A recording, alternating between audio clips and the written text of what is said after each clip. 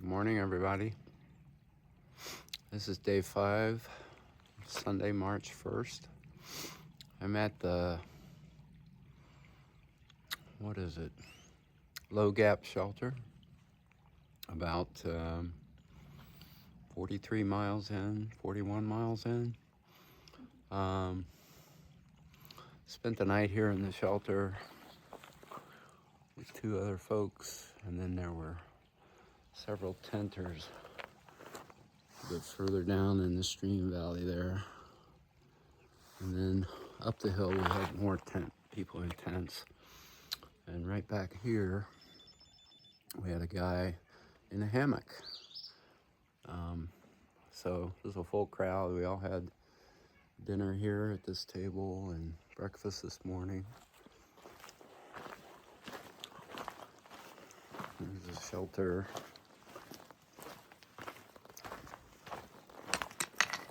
We're back. Path right here takes you up to the privy. Yeah, so you can hear my inReach updating the weather for me. But I don't really think I need it because it's going to be a great day. I think it's going to get almost to 70. No rain.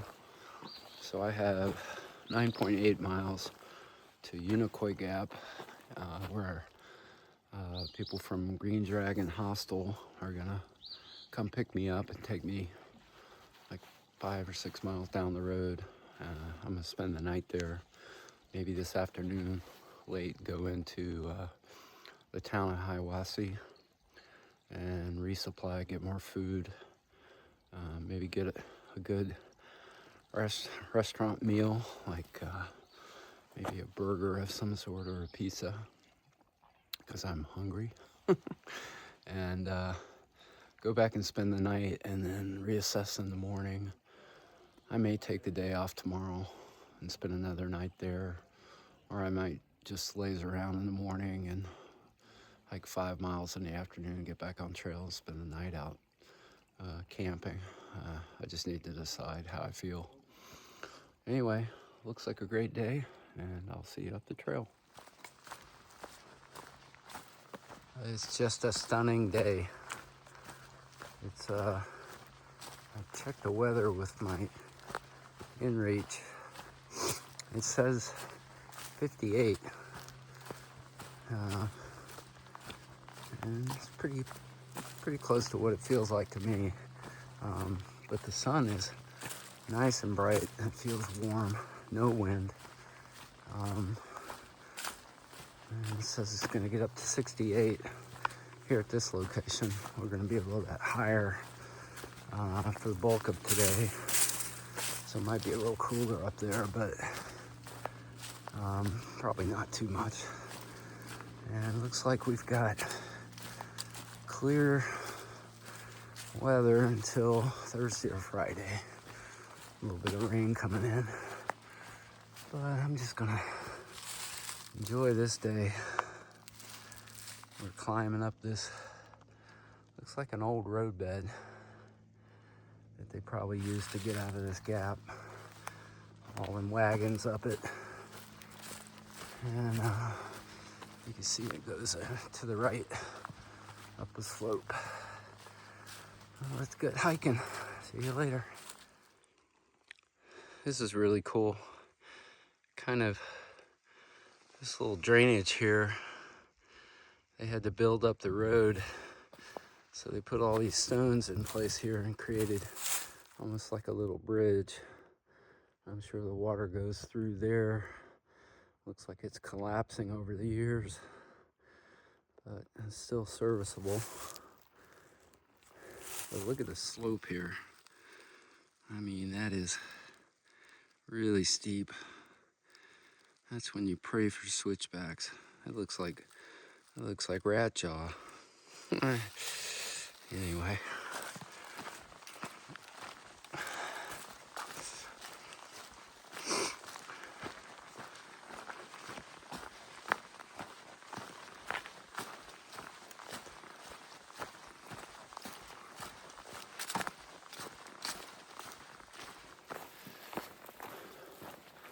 Well, we've got some easy trail. I just want to talk about some things that are going through my mind.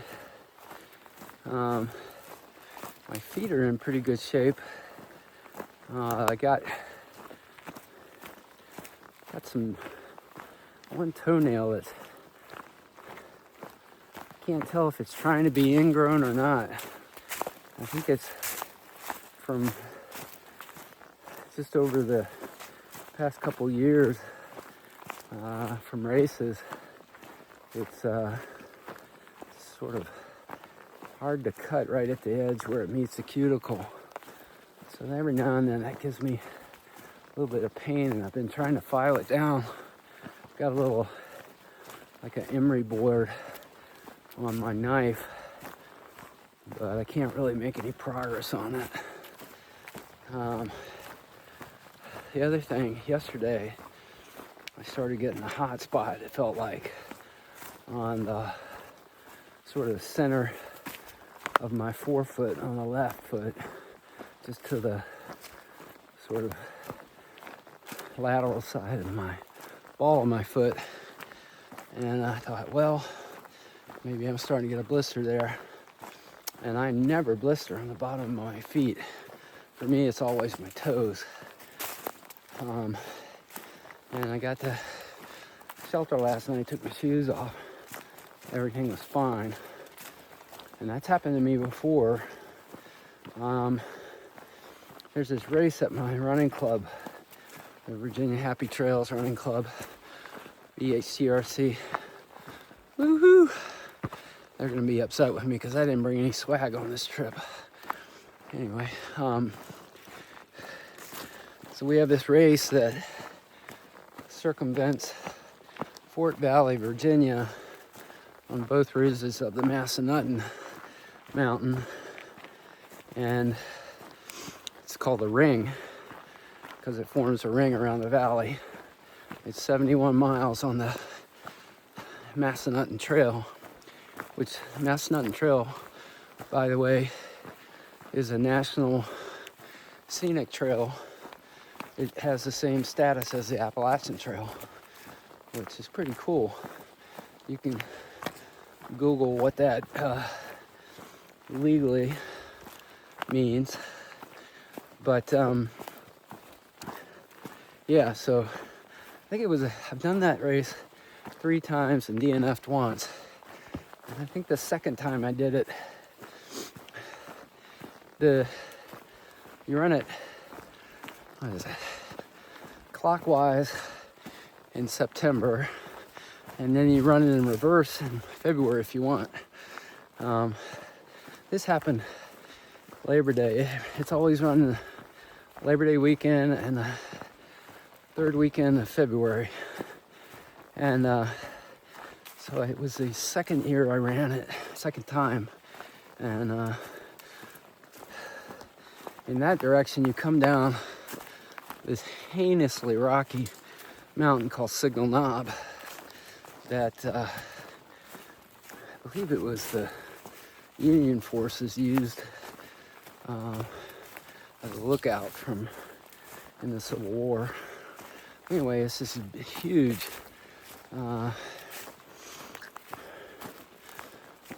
probably quartzite slabs that you come down, and your feet are just like so sore. I mean, I told somebody the first time I ran that thing, I felt like somebody stood me on my head and beat the bottom of my feet with a ball-peen hammer. That's how bad it hurt.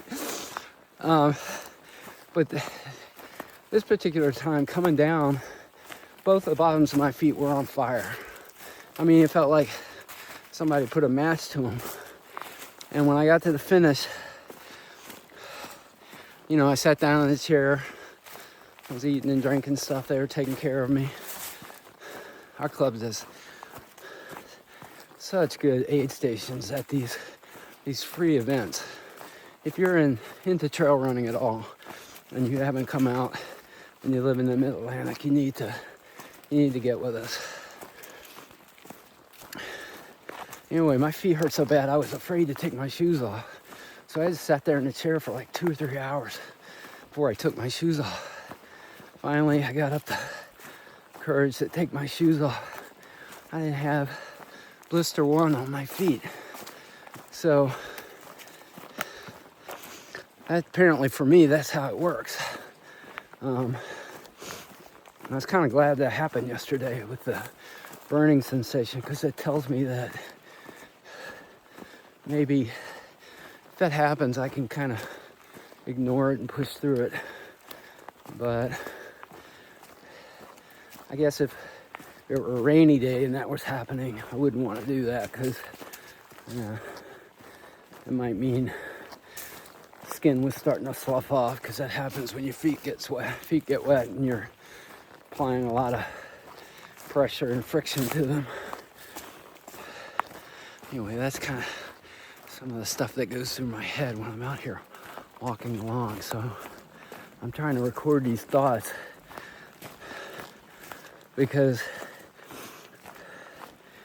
you know, all the ultras I've run, I have never written a blog post, taken video, taken photos, but the only way I've really documented it is by, you know, writing a little short race report occasionally on Strava.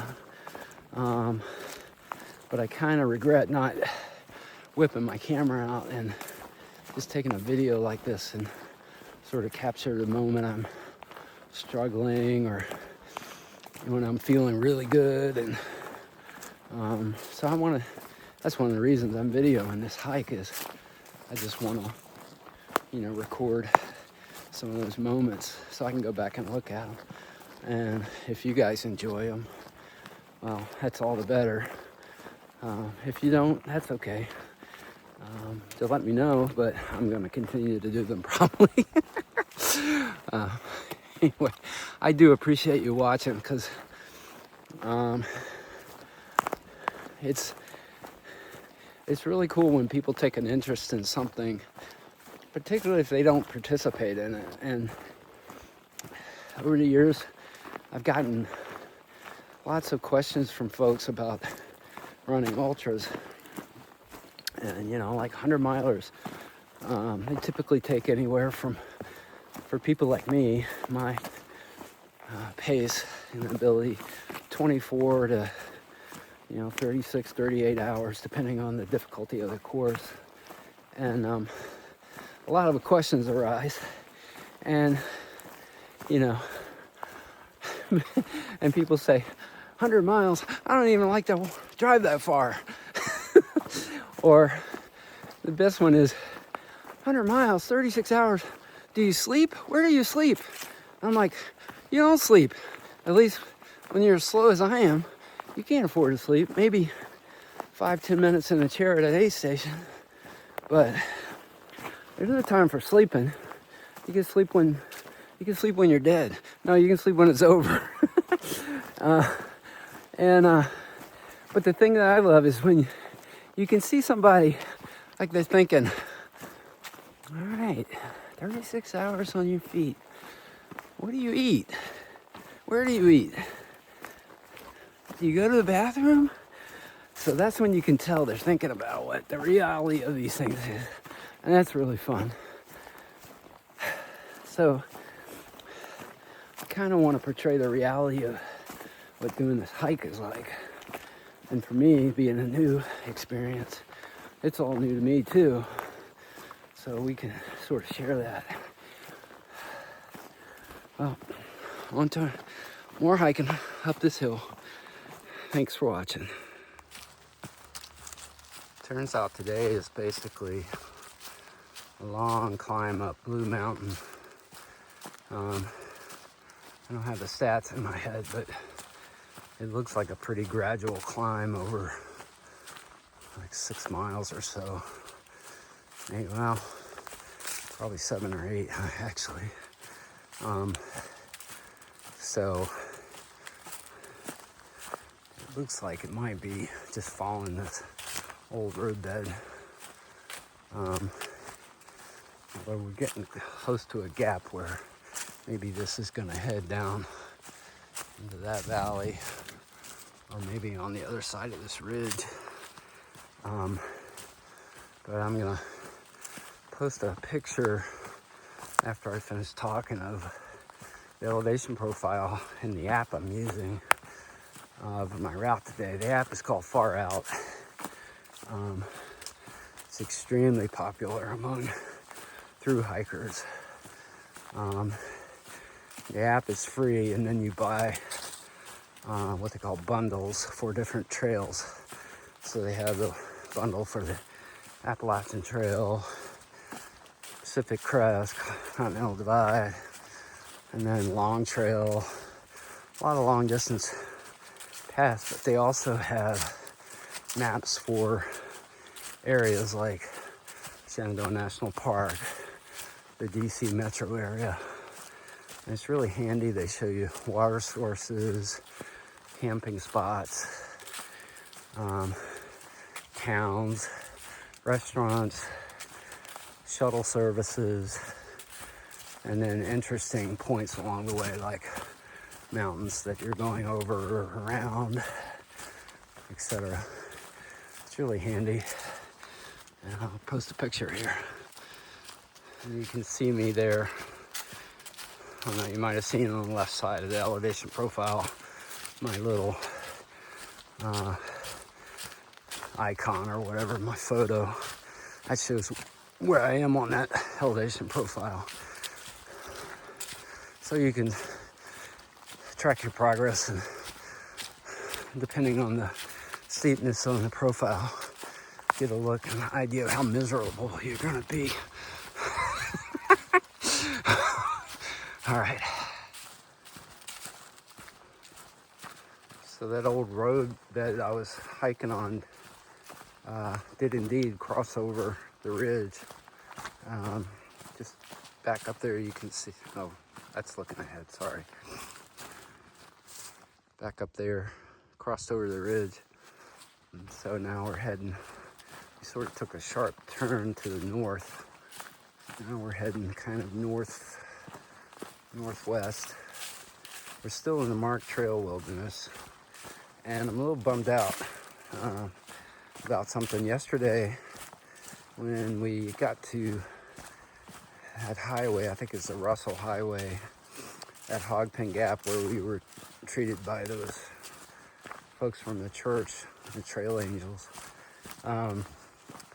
Just above there, a couple weeks ago, when I was sort of mapping out the first 100 or so miles of the trail, I saw a cove, which is like a little valley, a stream valley, a holler, they call them in Appalachia also. It's called Lord of Mercy. So Lord have mercy, Lord of mercy. It's just all one word, Lord of mercy. Like, Lord of mercy, this thing is steep. I took a snapshot of it and posted it, I don't know, a Strava or something, and I said, Lord of mercy, I'm happy I don't have to go up Lord of Mercy Cove, because the trail doesn't go up that. Anyway, I'm gonna post that screenshot here when I finish yakking. I just thought that was so funny. and I wonder, you know, I guess people used to go up that thing, and that's what they would say every time they were going up it. Instead of cussing and swearing, they just say, Lord have mercy, this is steep.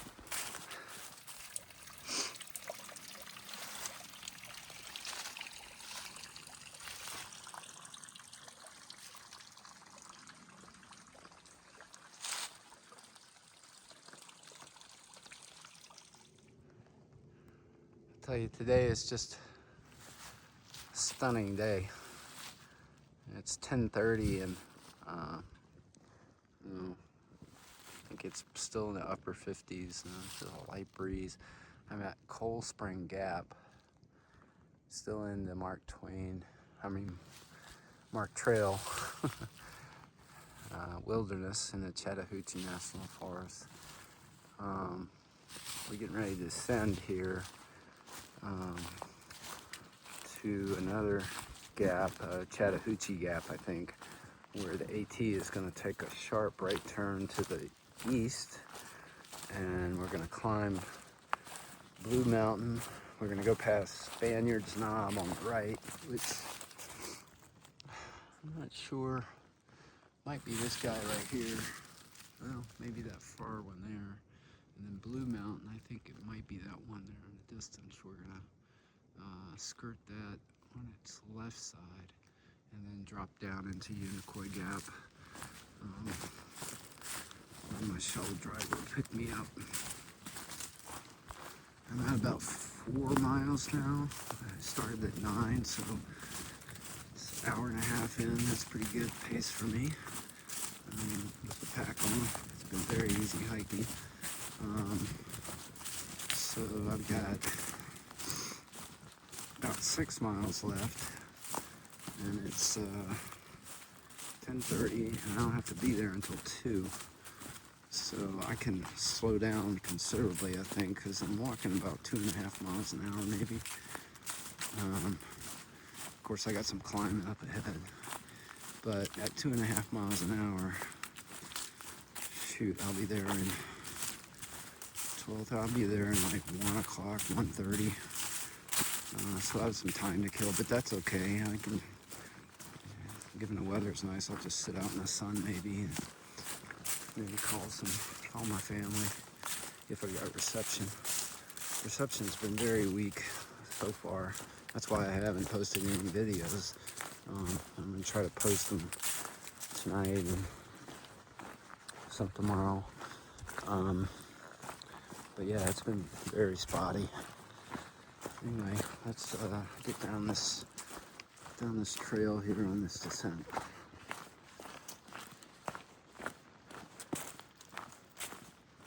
It turns out I actually got to climb up the Chattahoochee Gap.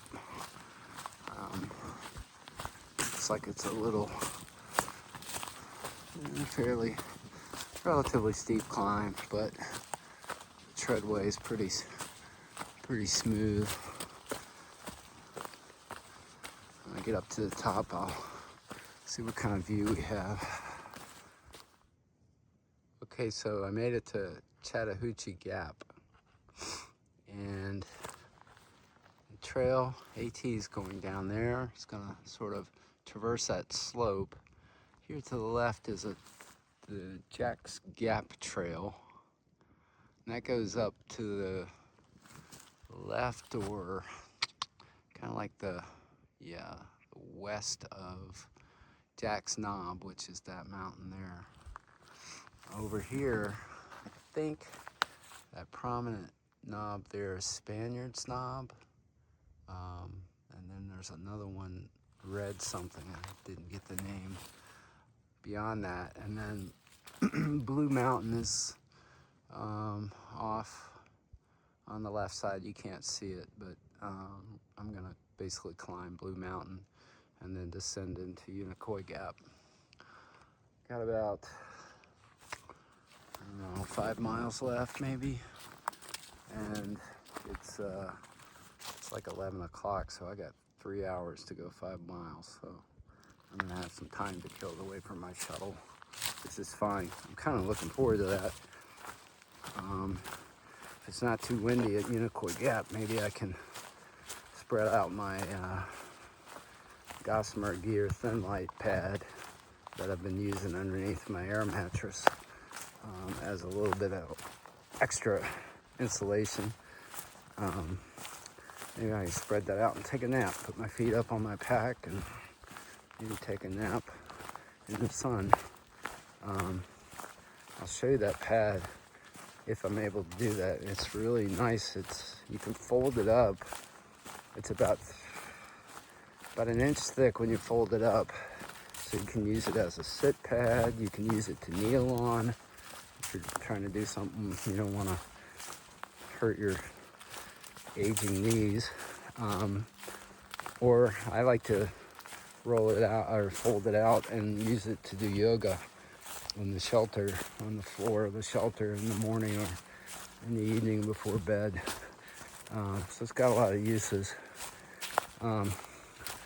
By the way, it goes without saying that I'm not sponsored by anybody. like I keep mentioning, I think I've mentioned a couple of different gear manufacturers that I'm using. And I'm not sponsored by anybody. I never have been. I probably never will be. I'm not averse to the idea, but yeah, I'm not sponsored by it. And I'm trying to, talk about my gear and how it's working for me. And if it's not working, I might chime in and say something about it. But so far, everything's working really well. Pretty happy with the choices I made. All right, I'll update you when I maybe get to Blue Mountain and start heading down to Unicoi. Getting a little hungry, so I'm gonna eat this Rice Krispie, whatever. I don't know what to call it, treat that a nice lady at the Trail Angel stop at Hogpen Gap gave me yesterday. I'm sure this is gonna light me up with all the sugar in it. All right.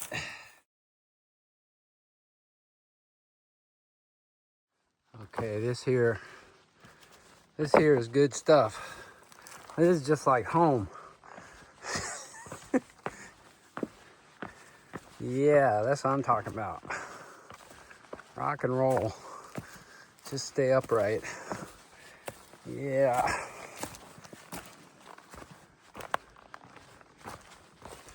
Good times. I think that's Blue Mountain. I think I gotta go up that. It should be fun. Maybe.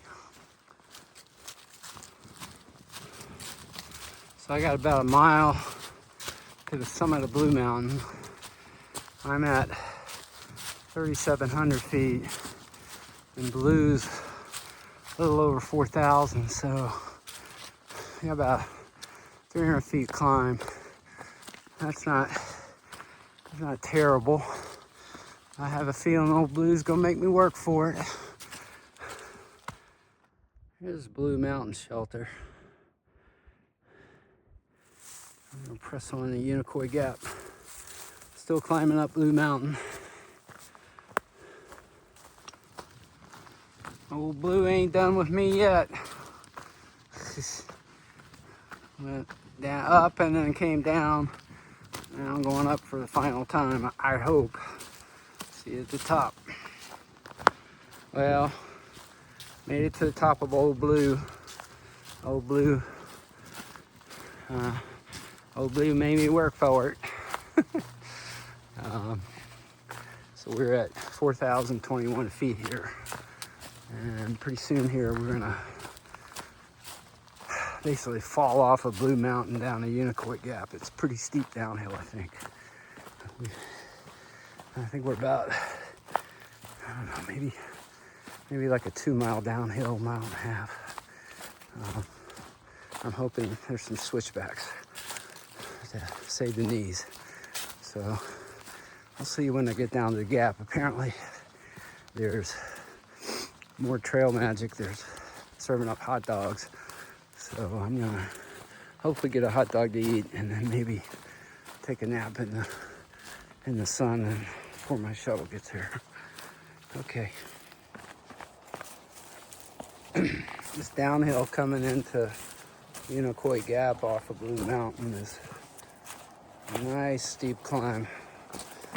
Good switchbacks, and the trail's got some steps built into it, but it's pretty gnarly in spots. The vegetation's really neat. It's a mix of rhododendron and I'm not sure what the hardwoods are. Probably oaks or beech, maybe. No, can't tell. And then here and there are some pines. This is a southeast facing slope, so probably gets a good amount of sun on a sunny day. It's clouding up after a sunny morning. It's about 12:50, I think. Probably got another 20 minutes of this. All right.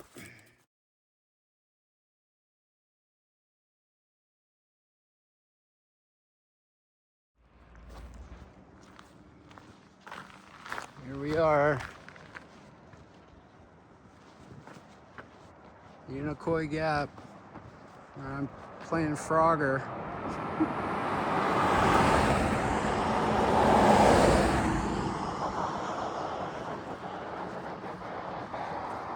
Trying to get out across here without being roadkill. This is like coming to an aid station in an ultra marathon. This is wonderful. Let's see what we got here. I'll take some pictures when I get up here.